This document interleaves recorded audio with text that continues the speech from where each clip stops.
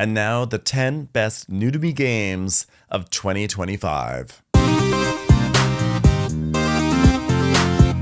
Hello and welcome to Table Scraps. I'm your host, Ben Mandelker, and today I am talking about the top 10 games that I played in 2025 that I'd never played before, excluding 2025 titles. Because if you want to hear about my favorite 2025 games, that's in a whole other video that I already recorded and, with any luck, have already uploaded. Today, joining me to talk about new to me games is a game that is really so fabulous.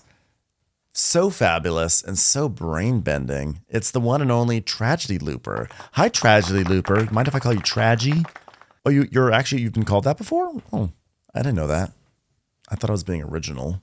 Tragedy Looper is a great game. If you don't know Tragedy Looper, you should play it because I would wager to say it's one of the very best games in my collection. But whatever, today we are not talking about Tragedy Looper. Sorry. Today we are talking about the best new to me games. These are games that I had never played before 2025. But again, these are not actual 2025 games. Whole separate list for that. Let's dive in. Number 10, Barcelona, The Rose of Fire. This is a game that I was interested in for many years and I never pulled the trigger on it, and I finally did. Same designers as War for the Ring, or is it War of the Ring? Whatever it is, War of the Ring. Same designers as that, same designers as one of the new Dune games. And this one is a city builder that takes place in Barcelona, turn of the century, approaching the Spanish Civil War, civil unrest. And it asks the question of, when you build a city, what are the social repercussions? You can build mansions in this game for victory points, but you're going to create social unrest that will come back to haunt you. Or you can build, lower end housing that won't get you any points, but the people will be happy.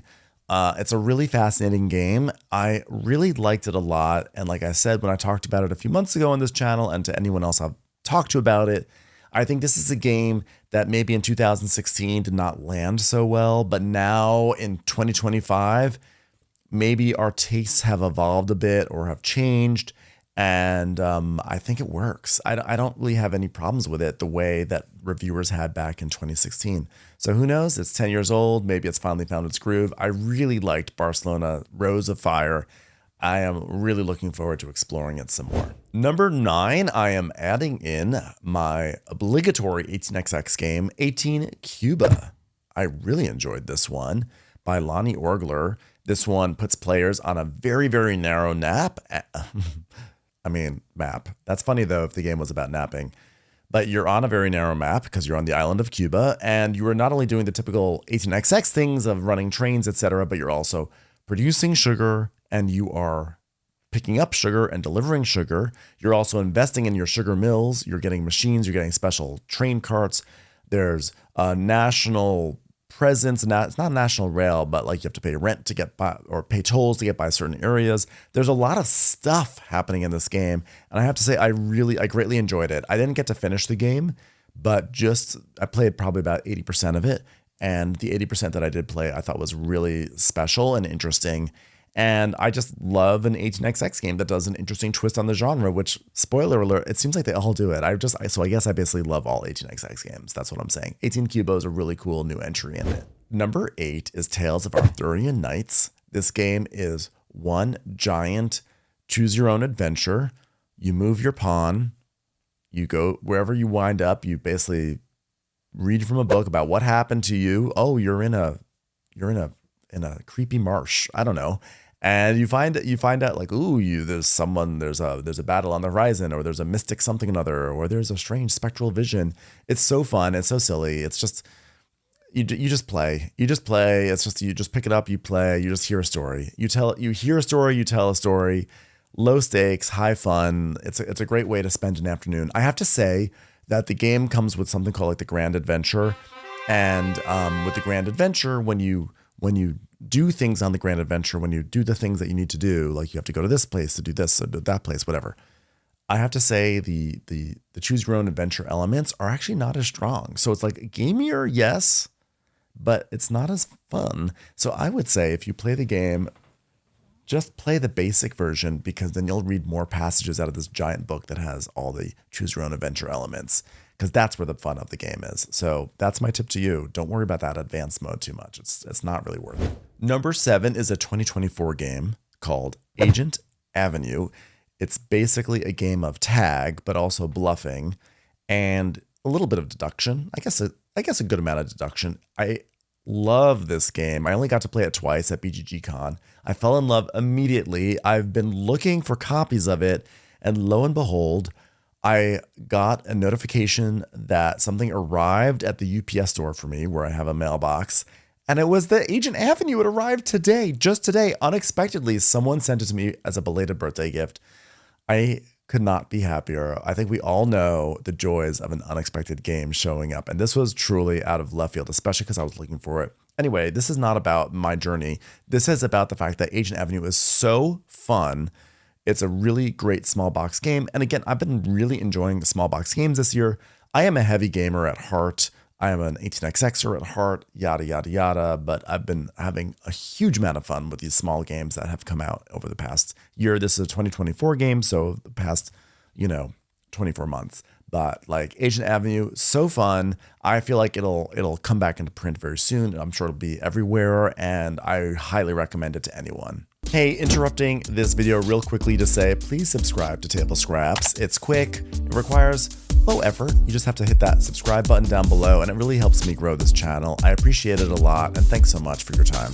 Number 6 is a game called Hooky, and Hooky is, it basically is Wordle mixed with those logic problems that we used to do in school. You know, the logic ones where there's a grid, and it's like Stacy lives next to the purple house. Joanna doesn't like purple, and she lives at the end of the street. And Robert lives between the purple house and the person who lives at the front of the street. And like you have all these little things, and you're crossing off things and putting in dots. That is the vibe of Hooky. You get this box, this small box. It looks like this sweet little game of like children who are going to school, and some kids are going, you think this will be fun. Whoa. I mean, this thing, the mental gymnastics that you do are so intense. You are really having to think it through. It is, if you like logic and deduction, this is a pure deduction game. And if you like to get your brain going, this one is wonderful. I love Hooky. It's so thinky. This is one of the thinkiest games in my collection. It is up there. Talk about a brain melt. You could play Speakeasy or you could play Hooky, and you're going to have kind of the same issues going on inside your skull. It's great. Number 5, I am going to give to Shinjuku. Shinjuku is a game I recently reviewed on this channel. Go check it out. This is a game that is not readily available, but word on the street is that it will be soon. I don't know how good that word on the street is. It's basically you're building competitive subways in Tokyo, and on your turn, you're deciding between building track, delivering customers, opening up shops, upgrading shops, just those 4 things. But it's one of those games where you're reacting to what everyone else is doing at the table. I am very bad at it. I still don't know the ebbs and flows of it. Your scores can vary like crazy. I got a score of 22 points last time, where someone else got a score of 76. It's all over the map, but it's really, really fun. It's a really great mid-weight game that has shared incentives, and when it becomes more readily available, I definitely say try it out. I greatly enjoy Shinjuku. Another difficult to get game comes in at number 4, and this is Gibberers. This is a 2024 game. Gibberers is a game of creating your own language and speaking in that language, and then using that language to deduce what other people are trying to say as they introduce new words into that language. That's as broad as I can put it, but this is a game that sort of lives somewhere in the space between charades and concept, yet it's more grueling than a party game, and grueling in a good way, because you have to really sit there and really listen to this language. It's really, really hard. And so it's a more intense experience than those games, and it's a longer experience, but it's highly rewarding, and it really makes you contemplate the nature of language and how languages develop. And at the end of it, you sort of have your own little language, and you definitely have certain memories that you'll keep for a little while. It's a brilliant game. I am hoping that it gets an American localization very, very soon, because right now it's hard to get, and I think it's pretty much only in Japan. But wonderful, wonderful game. And I think Gibbers will be the next big thing. Number 3 is Edo, which is one of these games like Wavelength, where the strength of it is about gathering a group of people to play a game, yes, but ostensibly it's also to discuss concepts and how they relate to each other. In this game, you receive a hidden number, and everyone has to arrange their hidden numbers in ascending order on the table without actually showing anyone their number or saying what their number is. The only hint to your number that you can give is by answering a prompt. And the prompt will say something like, on a scale of 1 to 100, with 1 being not soft and 100 being soft, what is the analog to the number that you have? So if you have like 26, you might try to think to yourself on a spectrum between not soft and soft. Where does what's number 26? Is that like old leather? Is that cardboard? What are those things? And so therein is the game, and everyone starts discussing these things and putting out their numbers, and they'll say, I'm putting cardboard over here. I think it goes here on the spectrum. It's so fun. On my birthday this year, I had a party and people started playing it, and I had people gathering around the table, and they were playing this game, and they were cheering, and they were laughing, and it made my heart so warm to see the way this game was embraced and how it continues to be embraced by every group I bring it in front of. It is such a fun game. It gets conversation going, and you will not believe the conversations that you have. I mean, I talked about the soft thing. Like, my friends and I had a very long discussion about what would rank higher in the realm of softness, a Beanie Baby or the inside of a sweatshirt. I would love to hear what you guys think about that. What would rank higher, and what numbers would you give them? Because I gave 2 clues. I said inside of a sweatshirt, outside of a sweatshirt. And I said, I won't say what numbers they are. You guys discuss it in the comments. But anyway, the game is so fun. It's great. It's tiny. Everyone should get it. It should be in everyone's collection. Have it ready for game night, especially for people that do not play heavy strategic games. Let's check in with Tragedy Looper to see how they feel about this. How's it going over there? What are some of your favorite games? Oh, you're too busy trying to remember your own rules? Okay, that's fair. It's a very confusing game, but a good one. Number 2 is a tremendous game. It's a war game, a total pivot from Edo. This is Land and Freedom, where we are going to be playing as parties in the Spanish Civil War of the 20th century. This is, I think, a 2023 game. We are all trying to stave off fascists from Spain while also trying to advance our own political cause. It's a pretty mean game. You're definitely getting in each other's faces, and you're basically, there's a lot of take that. But since there's so much take that, it's actually all fun and entertaining. Like, no one is ever going to hold a position for long enough. The best part about this game is that the tabletop chatter is so great.